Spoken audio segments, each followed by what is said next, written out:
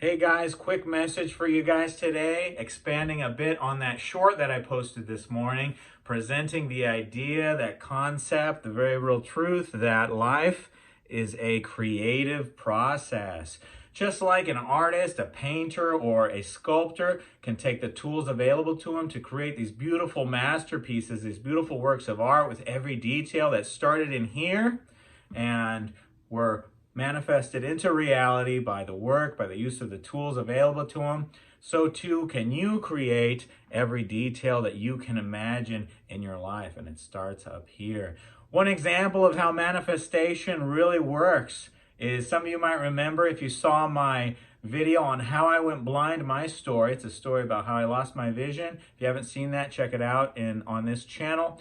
And I talked about how I like books. And one of the things that I like about books is how books smell, right? And I said, if there was a candle that smelled like books, that I'd totally buy that. Well, I took that energy, I put it out into the world, right? And that energy manifested into something very cool. My friend and subscriber and jiu-jitsu training buddy got me this candle right here. And check it out. I don't know if you can read that. It smells like a bookstore.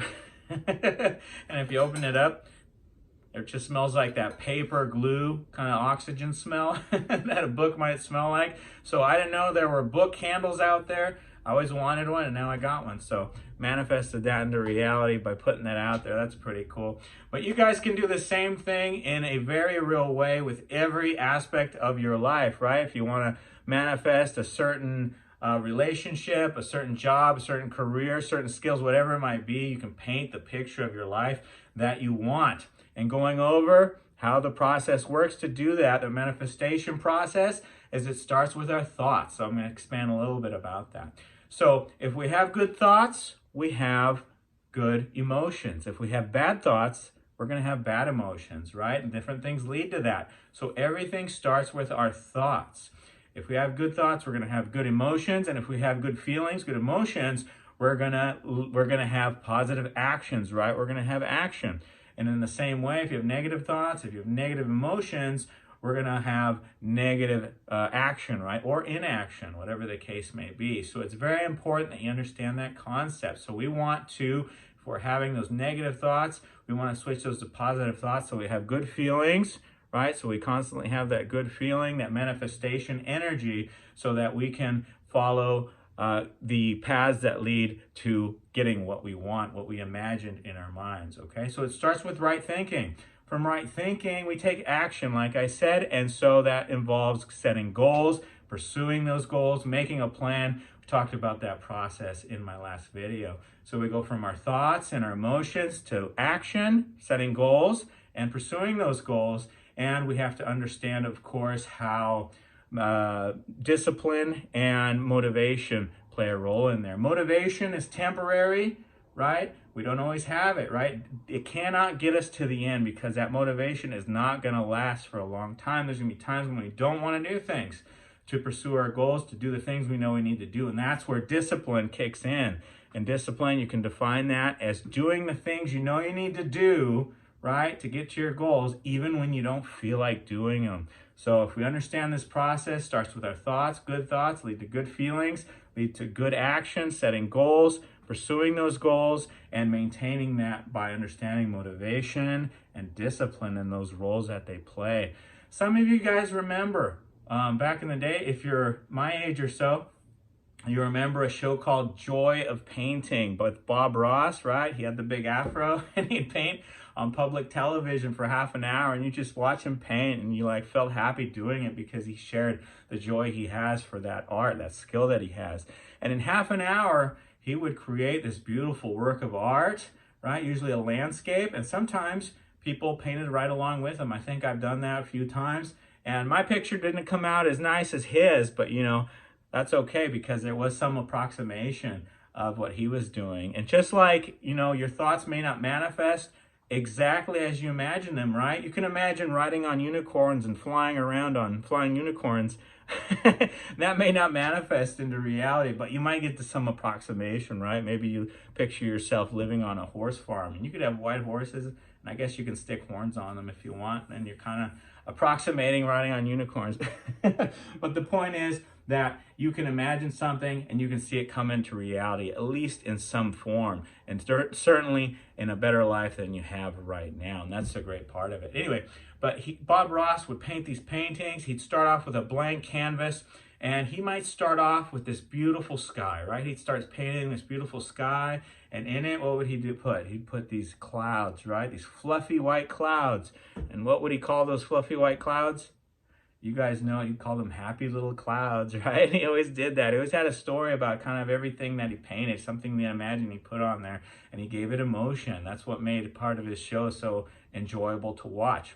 And then he'd paint like this beautiful big mountain range in the background, maybe a meadow that comes into the foreground and a creek or something, some water. And he'd paint a forest around the edges. And he might put like a tree in the middle of that meadow, and there's always a story, right? He'd call it a happy little tree. This guy lives in this meadow all by himself. He's been there for the past 30 years. He's one of the young ones, or he'd say something like that, right? And maybe paint the creek, and in that creek he'd put a boulder, right? And he'd say this boulder's been living here for a few centuries, and he lives here, and that's his life, and he's got water splashing at the base of him. So he'd have all these little details, he'd have all these stories, and he put that joy into the paintings that he did. He painted all those details in there, and he told you about them. That show was called Joy of Painting.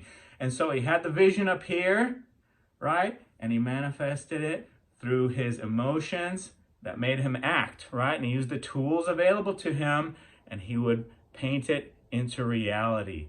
That same way, you can take anything you envision, you can imagine the life that you want and every detail about it, and we follow this process, and eventually we can see these things manifest in our life. We start with our thinking, the right thoughts, emotions, leads to right action, setting goals, right? Following those goals, and understanding how motivation and discipline work on it. We repeat these things because they're important. These are things that need to be repeated because a lot of times people make the excuse. They say, well, that's good and all to say, but, and then they enter their excuse right here, right? Where our brain gives us reasons not to do a lot of things, or right? It makes us doubt. These are probably those negative feelings that we want to avoid. And so if we have these negative feelings, we want to switch them. If these are our automatic thoughts, we want to switch them until they become a habit to be positive thoughts, so that we can have positive feelings about it. So yes, these are things that are good enough and all to say, but they're also good enough to try it out, right? Your life can only get better if you try it out, if you see these things manifesting in your life. Envision the life you want, and then put it out there, and you'll be able to create this beautiful thing in your life, paint every detail of how you want your life to be on that canvas that is your life, right? So that's an exciting message, nice short message for today. But if you've enjoyed this content, please go ahead and subscribe to this channel. Hit that notification bell so that you get all of my uploads. Give this video a thumbs up. And to begin your manifestation process, right? We have those good feelings. We make those goals that make us feel good, makes us excited about pursuing them. And so one good thing to do is to make goals and write them down. So I'm gonna give you a chance to do that in the comments right now. Write your goals in the comments. Tell me one goal, one thing that you want to accomplish in your life, or paint a beautiful picture of how you imagine your life to be.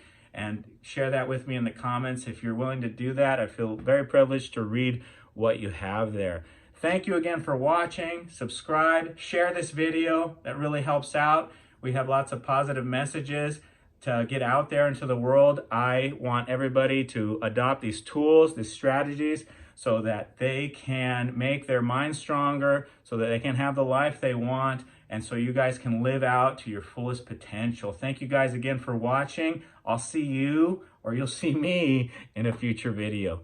Thank you again for watching.